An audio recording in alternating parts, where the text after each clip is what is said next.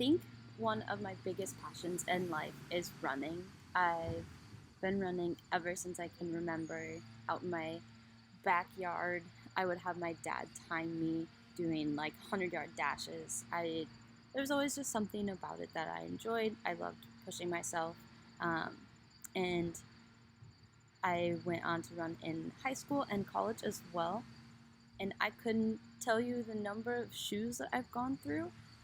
I would say at least over 40 pairs of shoes. It's pretty crazy, but it's very important to continue to get new shoes, and that's what I wanted to kind of go over today with you guys, was how to buy the right shoe for you.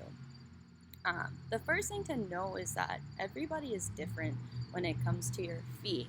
Everybody has picked up different habits throughout their life. Everybody runs a little differently. Um, I myself have gone through a number of injuries, as most runners do. I was in my sophomore year of college and I developed plantar fasciitis, which is in the arch of your foot. That tendon is getting pulled and torn so much that it starts to scar, and it affects like your Achilles tendon and everything. And so I had to go in and get orthotics actually. And it's when I learned a lot about my feet, but also just how to buy a shoe. I had always bought Asics, and I thought that they were the best shoe for runners. It's what I've been told. They're one of the most popular, and I learned that they weren't correct for my feet. My feet pronate a little bit, and so I needed a different like shoe for my foot. Um, and so before I go into how to get a shoe for you, I wanted to kind of break down how a shoe is put together. So I have my pair here for you guys. And so we have the sole of the shoe, and you always want to make sure that this part right here, there's never any holes through it. You don't want to be able to look through the shoe and see through it. Adds extra air gap, and it's not actually supportive for your feet. A way to tell when your shoe is past its lifetime is if you can fold it in half at the arch. So my shoes are still okay because I can only bend the toe. And then if you look at it this way, got the tongue of the shoe, the heel of the shoe. Another thing to note is the distance between here and here. You don't ever want to feel like your foot is slipping out of the shoe when you're running. And for me, this was tricky because I have orthotics, and so I have to put an insert into my shoe. I'll show you here.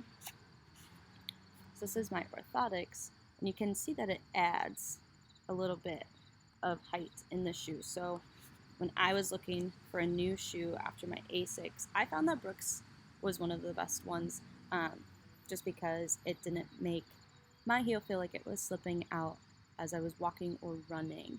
So that is kind of the breakdown of that. A lot of mistakes that people make when they're buying a shoe is they base it off of how the shoe looks. And, everybody wants the coolest style or the fanciest looking shoe, but that does not necessarily mean that it has the best support for your feet, which is the number one most important thing. Also, people will try to look for deals, and a lot of times deals come out when a brand makes a new model of a shoe, and that just means that they've had time to prepare a more scientifically better shoe for you, and so then they drop the price of their old one. So it doesn't necessarily mean that you're getting the best shoe. For myself, I always like to buy a couple pairs of the same model. This one here that I have, this is the Revel 2. They have a Revel 3 right now, and I think my next pair I will still get a Revel 2.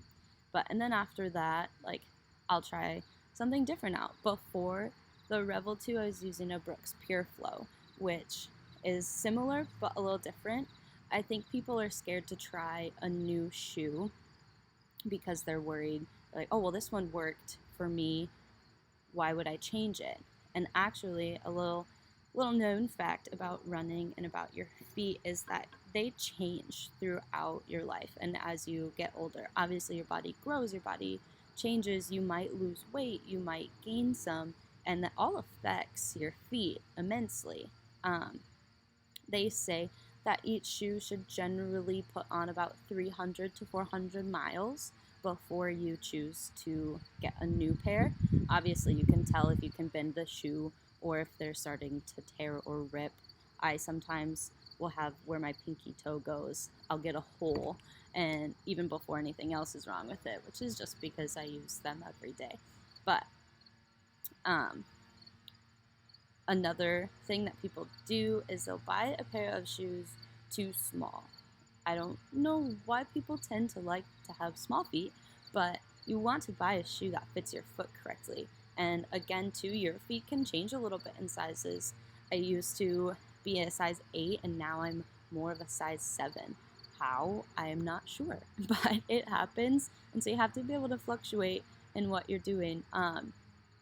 Another little known thing about shoe stores is where you tend to buy them. When you buy them from a specialized running store, a lot of times what they do is they have a 30-day money back guarantee. So they understand that your shoe may feel good when you try it on in the store, but after you run on them for a few days, you might have some nagging pains in certain places or different places you've never felt pain before.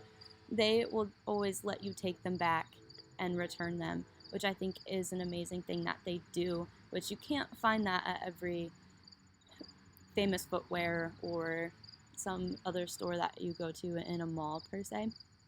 Another reason why I like to go to a specialized running store is because the employees that work there are generally runners versus a high school or a college student just trying to make some money working at Scheels. They are able to kind of look at your feet. I know one store in Sioux City, Peak Performance, they will have you go on a treadmill and they can check your gait. They can look at kind of how your feet move, if you do pronate or not. And then based off of that, they can recommend a few different shoes based off of that, which is a really neat and great tool that any level runner can go and take advantage of. Another mistake that some people make when buying shoes is the time of day that you go in. I don't think a lot of people know that your feet are kind of more swollen until like 4 or 5 o'clock at night. You're usually on them all day and they're usually just a little bit more swollen. So when you buy them in the morning, like you need to realize then that your feet, if you don't run all the time in the morning, that how they feel is going to feel a little different when you run then. If you always run at 5 o'clock, then going in at 5 o'clock would be a good time to try on your shoe because that's what your foot is going to feel like every day at that time. Another mistake to avoid doing is assuming that all sizes across the board are the same for every brand. A Asics size 8 is not the same as a Brooks size 8. They all kind of have their own sizing guide, and so it's just really important to try them on. I always go to a store to try on the shoes before I buy them. But then the nice thing is, after that, once I do know my size in a specific brand of shoe, then I can order them online. Because yes, a lot of times online, shoes are cheaper. But it just depends. So overall, in buying a new shoe, you want to make sure that you know how your feet work and what feels comfortable for you. That is the main thing. You just want your feet to be comfortable. You don't want to obtain any injuries based off of your shoes. There are lots of experts out there and people willing to help you figure out exactly what shoe that you need for you. I hope that some of this information was helpful to you guys. Thank you.